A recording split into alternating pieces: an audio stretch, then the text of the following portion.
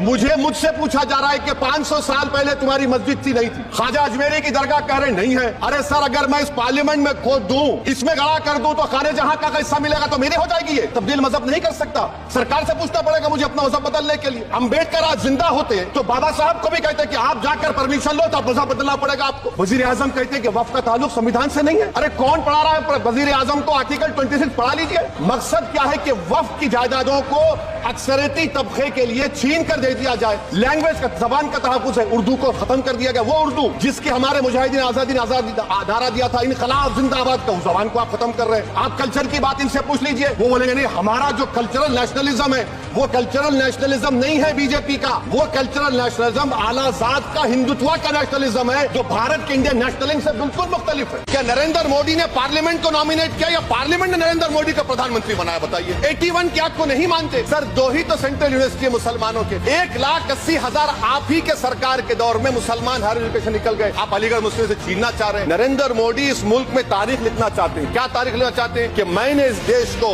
गांधी अम्बेडकर के देश को मैंने हिंदू राष्ट्र बना दिया। मैं जिम्मेदारी के साथ कह रहा हूं कि भारत के प्रधानमंत्री और उनकी सरकार भारत के मुसलमानों से उनकी शनाख्त को छीनना चाहते हैं। ख्वाजा अजमेरी के आस्थाने पर चादर बिछाइए, मगर आप जो चादर मुझसे छीनना चाह रहे हैं, मेरी मस्जिद है, आप हर मस्जिद को छीनना चाहते हैं। आप बताइए 17 करोड़ मुसलमानों को क्या पैगाम दे रहे हैं आप कि आप हर मस्जिद को छीन लेंगे मुझसे? फिर मेरा वजूद किस माने रखता है? आज मुल्क के 17 करोड़ मुसलमान भारत के वजीर आजम पर इत्मीनान भरोसा नहीं करते, बिल्कुल नहीं करते। बता रहा हूँ, खुल के कह रहा हूँ। नरेंद्र मोदी का दोस्त अडानी बांग्लादेश को बिजली सप्लाई करता है। आप इस भारत की बिजली चोरी करके अडानी बांग्लादेश को पहुंचाता है।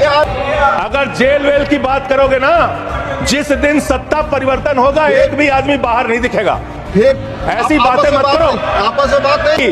गाय काटने वाली कंपनी से चंदा लेने वाले लोग मेरे ऊपर सवाल उठा रहे हैं, सोच रहे हैं इनसे डर के चुपचाप बैठ जाएंगे।